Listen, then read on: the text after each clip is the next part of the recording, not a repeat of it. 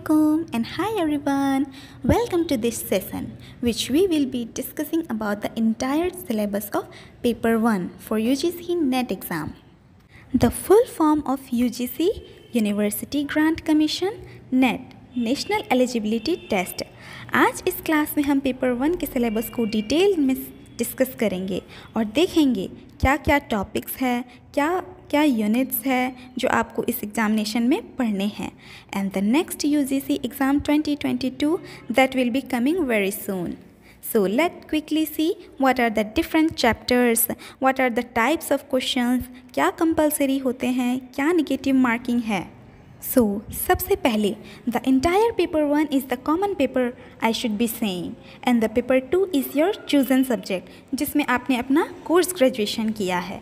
So यहाँ पे हम बात करते हैं कि सारे क्वेश्चंस ऑब्जेक्टिव होंगे, कोई भी सब्जेक्टिव क्वेश्चंस नहीं आता है. टोटल 50 क्वेश्चंस आते हैं पेपर 1 में and the total marks is 100. The best part, yes, no negative marking. इसमें नेगेटिव मार्किंग नहीं होते हैं, इसलिए सारे क्वेश्चन को अटेम्प्ट करना है, आपको छोड़ना कोई नहीं है. इसमें 10 यूनिट सेक्शंस होते हैं. Some are theoretical and some are practical. अब हम पूरा समझते चलेंगे कि किस यूनिट में क्या क्या है. So first one is teaching aptitude. Teaching concept, objectives, levels of teaching, ये सब पढ़ेंगे.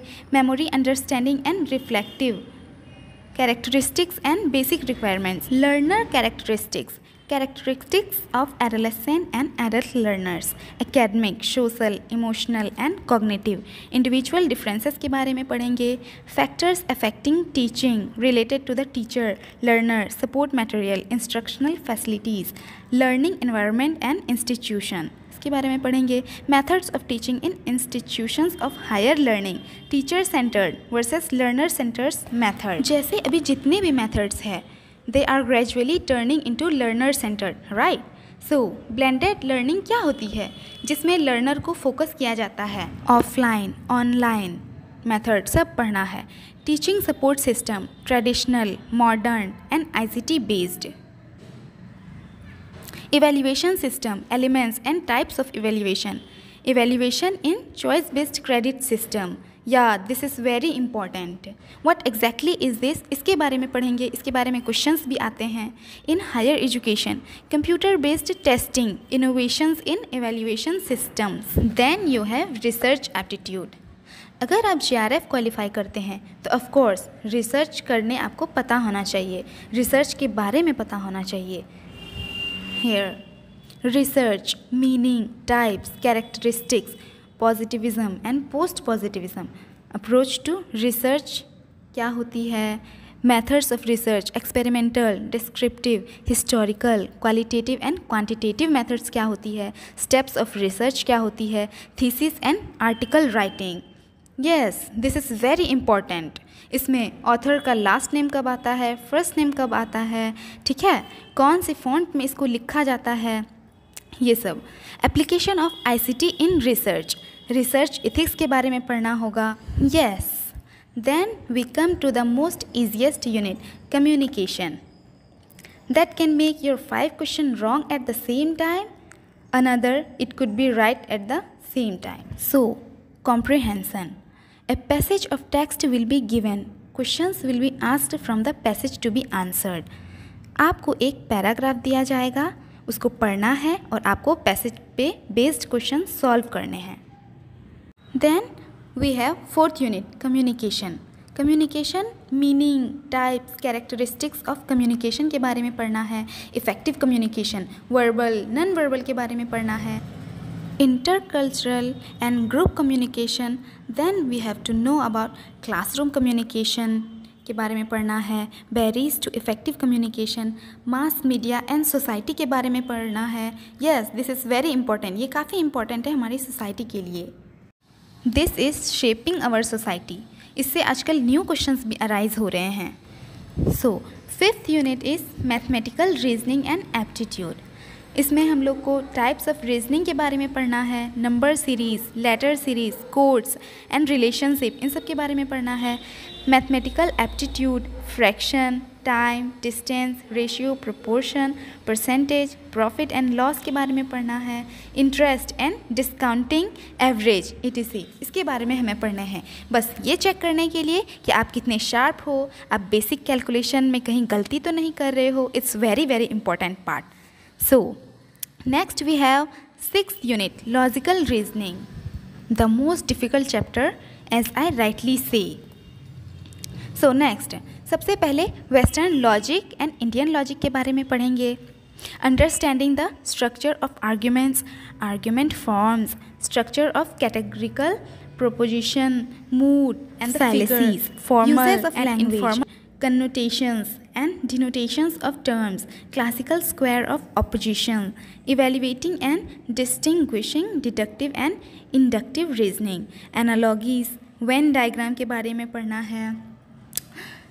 इसमें वेन डायग्राम में होता है ये very simple, it is very simple.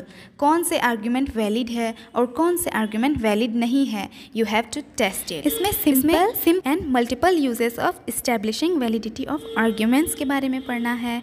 Indian logic, means of knowledge, pramanas, pratyaksha, perception, anumana, inference, upamana, comparison, shabda, verbal testimony के बारे में पढ़ना है. Arthapatti, implications and anupalabdhi, non apprehension, structure and kinds of anumana, inference, vyapti, invariable relation, hetvabhasa, fallacies of inference के बारे में पढ़ना है. ये सारी चीज़ें हमको इनमें पढ़नी है. The next we have data interpretation. You should be knowing sources, acquisition and classification of data, quantitative and qualitative data, graphical presentation, bar chart, histogram, pie chart, table chart, line chart and mapping of data. इन सब के बारे में पढ़ना है. Data interpretation, data governance के बारे में पढ़ना है. Then next we have information and communication technology, ICT, just to get your test basic computer knowledge.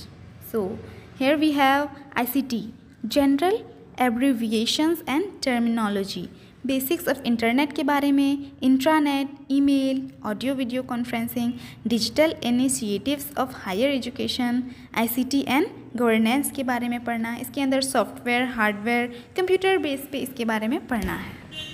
So here we have the most lengthiest unit, people, development and environment.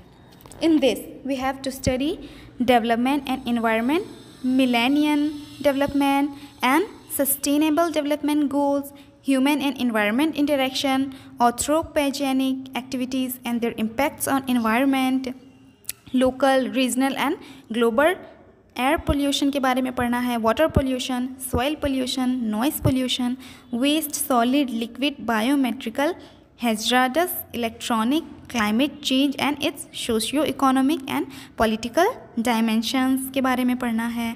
Impacts of pollutants on human health, natural and energy resources, solar, wind, soil, hydro, geothermal, biomass, nuclear and forest, इन सब के बारे में पढ़ना है. Natural hazards and disasters, mitigation strategies, environmental protection act 1986, national action plan on climate change, international agreements, efforts, इन सब के बारे में पढ़ना है. You have to study all these things. Montreal Protocol, Rio Summit Convention on Biodiversity, Kyoto Protocol, Paris Agreement, International Solar Alliance. Then इन सब चीज़ों के बारे में आपको पढ़ना है. How you can train the future aspirants about the value, the environment. Then next we have higher education system, the last unit.